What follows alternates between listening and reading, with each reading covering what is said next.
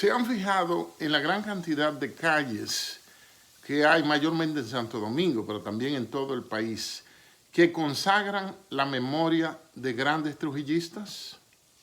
Les habla el general de brigada retirado Damián Enrique Arias Matos de la Policía Nacional.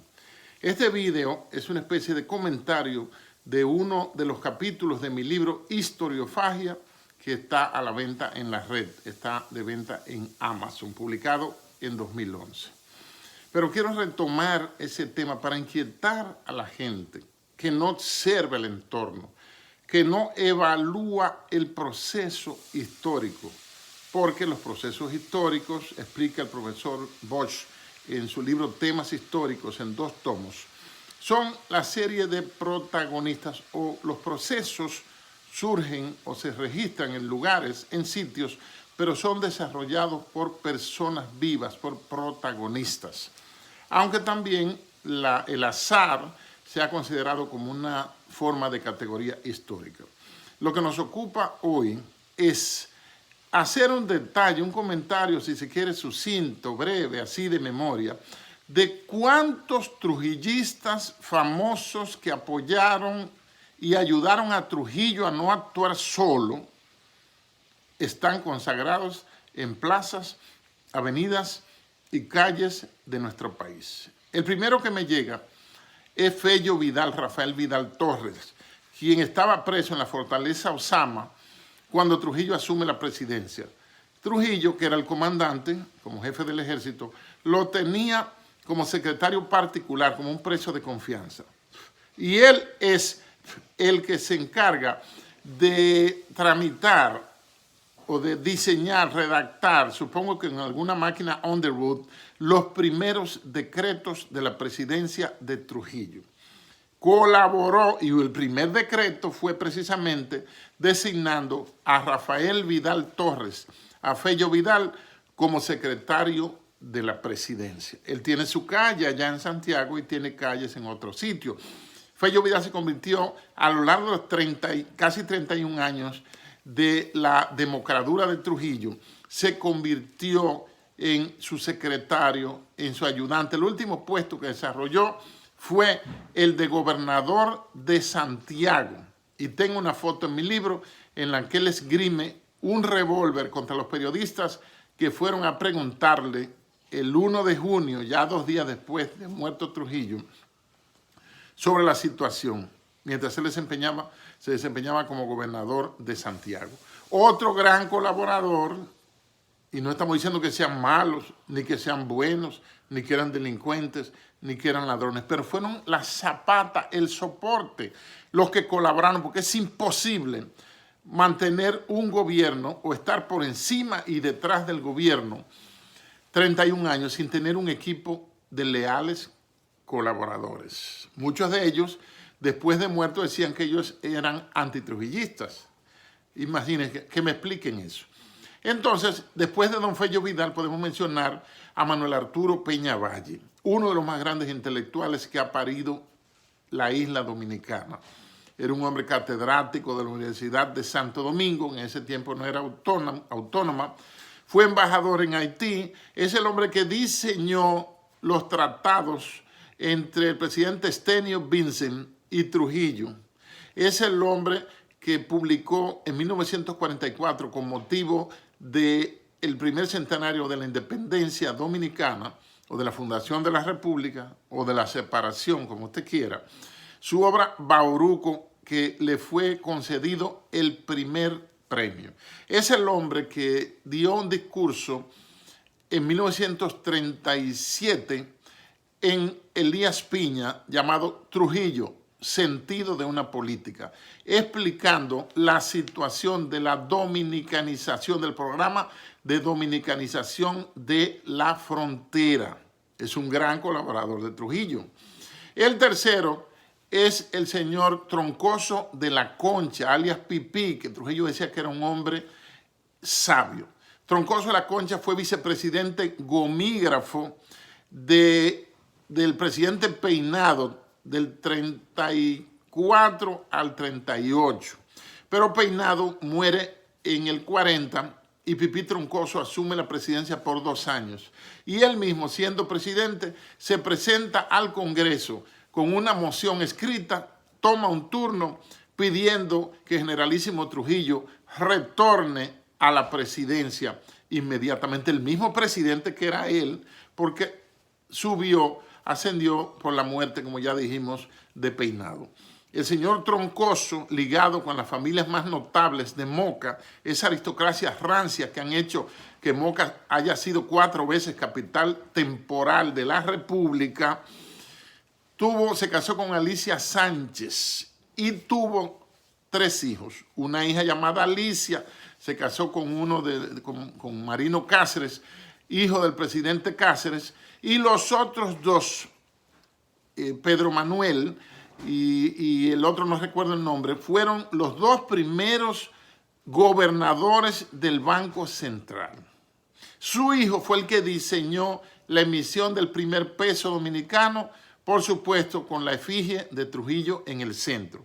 Y se relevaron de gobernadores del Banco Central primero uno y después el siguiente. Otro nombre que también tiene calle, que no debería tener, es Antonio de la Maza. Porque Antonio de la Maza participó en la muerte de Trujillo y lo matan el 2 de junio de 1961. Lo andaban buscando, lo matan junto a Juan Tomás Díaz. Otro beneficiado también, Antonio de la Maza, fue general. Esa familia chupó durante la era de Trujillo. Fueron protegidos, claro. Le matan a Octavio de la Maza, quien era capitán piloto, porque él fue a la misión para secuestrar al profesor vasco Jesús de Galíndez. Es decir, que la familia de la Maza, Antonio de la Maza era general de brigada, Tabito fue capitán piloto de la aviación militar dominicana, era menor. Juan Tomás Díaz también tiene su calle, fue mayor general. Trujillo lo tuvo casi 7 años, según dice Angelita en su libro, Trujillo mi padre, lo mantuvo como intendente general de las Fuerzas Armadas, cuando se compraban aviones, tanques, muchos fusiles y muchos pertrechos, no como ahora que se compran 1,000 o 2,000 chamacos y varias batas de baños y chancletas. Entonces, Ramón Marrero Aristi también tiene su calle, es una de las víctimas de Trujillo. Marrero Aristi dirigía los procesos de protesta sindical en el sector cañero en el este de la isla, San Pedro y La Romana. Él había nacido en San Rafael del Yuma. Y entonces eso estaba afectando a las 3 compañías que tenían ingenios en Dominicana, la Puerto Rican Sugar Company, la Boca Chica Sugar y una tercera que se llama West Indies, que es más vieja, o Indias Occidentales, que eran las 3 compañías que tenían los ingenios y que Trujillo los nacionalizó para ponerlo a producir, colocando el ingenio Río Jaina como un ejemplo, como un emblemático mundial en producción de azúcar de caña. Entonces Ramón Marrero Aristi, Trujillo lo manda a buscar, conoce a Trujillo, Trujillo lo recibe, reconoce su liderazgo, le da algunas loas y le ofrece el puesto de subsecretario de Trabajo. También él fue asesor, consultor legal de la Secretaría de Trabajo y luego posteriormente fue secretario de Trabajo del gobierno de Trujillo, Ramón Marrero Aristi, y también fue diputado por 3 lugares. Fíjense cómo era, porque era al dedillo que Trujillo lo designaba. Fue diputado por San Rafael del Yuma, diputado por Asua, que quizás nunca fue a Asua, y tercero también fue diputado por Ciudad Trujillo, pero mordió, al igual que Jesús de Galíndez, la mano de Trujillo, la mano que lo hizo gente, la mano que lo hizo llegar a posiciones cimeras, y entonces ambos resultaron muertos.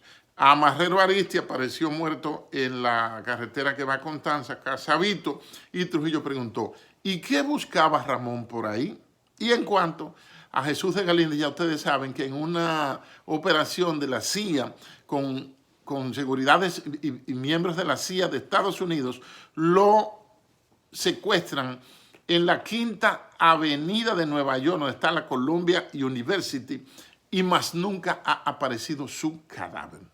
Otro que tiene calle es Francisco Prat Ramírez. Francisco Prat Ramírez, alias Panchito, era el hombre más sedicioso que tuvo la era de Trujillo en ese tiempo. Trujillo en 1942 fundó el periódico La Nación, que se lo cogieron una gente ahí de apellido sonoro, y fundó Radio Caribe, que se desapareció. El director de Radio Caribe de La Nación era Fello Vidal, y el director de Radio Caribe era nada menos que Francisco Prat Ramírez. Y muchos se preguntan oír ese nombre. ¿Quién era Francisco Prat Ramírez? Francisco Prat Ramírez, señores, es el padre de Ibelice Prats de Pérez, dirigente o dirigenta, como le gusta lo del lenguaje inclusivo, del PRD. Ese era su padre, Francisco Prat Ramírez. ¿Y qué hacía ese señor? Desacreditar a cualquier funcionario o ciudadano, lo calentaba precisamente en una sección que él tenía que llamaba el foro público, donde con papelitos y apócrifos él agarraba y calentaba a los funcionarios, calentaba a los ciudadanos, y ahí venía entonces el fuetazo por parte del régimen. Eso hacía Francisco Prat Ramírez. Otro que tiene calle, que no debería tenerle porque fue un trujillista confeso, aunque supuestamente participó o supervisó la desaparición física de Trujillo, es Antonio Inver Barreras, nombrado general vitalicio y que tuvo muchísimas funciones. Cuando él mata a Trujillo y participa, supervisa para la CIA, porque él era our man in Santo Domingo, era nuestro hombre en Santo Domingo de la CIA, era Antonio Inver Barreras, y también se cumple en el 65 por su participación en la operación limpieza y el llamado gobierno de reconstrucción nacional, que ni fue gobierno, ni reconstruyó nada, ni fue nacional, pero barrió con una limpieza, matando gente, un genocidio del cual él no dio cuenta. Tampoco dio cuenta de lo que él hizo en la lotería, tampoco dio cuenta al entregar el cadáver de la Rosario Dominicana, la antigua Rosario Mining, de la cual fue presidente del Consejo de Administración durante 10 años, hasta que el presidente Fernández lo quita en el 99 y entregó al Estado el cadáver de la única minera quebrada de la historia universal de la minería, la Rosario Dominicana. Y ahí lo andan presentando como héroe nacional. Fue también secretario de las Fuerzas Armadas e hizo todo lo que quiso en el país como un verdadero intocable. Saben que por la zona universitaria también hay una calle que consagra la historia o la memoria del profesor universitario, catedrático, jurista Julio Ortega Frier, quien se había graduado en la Universidad de Santo Domingo en 1922 de Derecho. Fue catedrático, trabajó en una oficina hasta que formó su oficina en los años 40. Julio Ortega Frier, que la calle queda en Ciudad Universitaria, y averiguando sobre él, ese hombre fue secretario de Relaciones Exteriores, fue procurador general de la República, fue diputado, pero si usted busca la información en los libros, no aparece nada. Por ejemplo, a mí me conmovió hasta la indignación cuando el Museo de la Resistencia, yo no sé de qué resistencia, qué es lo que resiste si ya mataron a Trujillo, pero viven de eso y se lucran de eso y piden que le aumenten la asignación mensual, viviendo del apellido y viviendo de hablar del fantasma insepulto de Trujillo. Entonces, si usted busca ahí, hablando de Antonio de la Maza, hablando de Juan Tomás Díaz, la carrera de ellos, su vida comenzó cuando mataron a Trujillo. No cuentan nada. Yo me imagino un estudiante dominicano que le pongan una tarea y que vaya a investigar a la página del Museo de la Resistencia para ver los disparates que le van a salir ahí, las manipulaciones groseras, absurdas, porque él brilló mayormente esa gente brillaron durante la dictadura de Trujillo. Deben poner toda la información, porque no estamos diciendo que Trujillo era bueno, ni era santo, ni nada de eso, sino que si él fue un demonio, tuvo muchos demonios y demonitos que lo ayudaron a crear el Estado Dominicano moderno.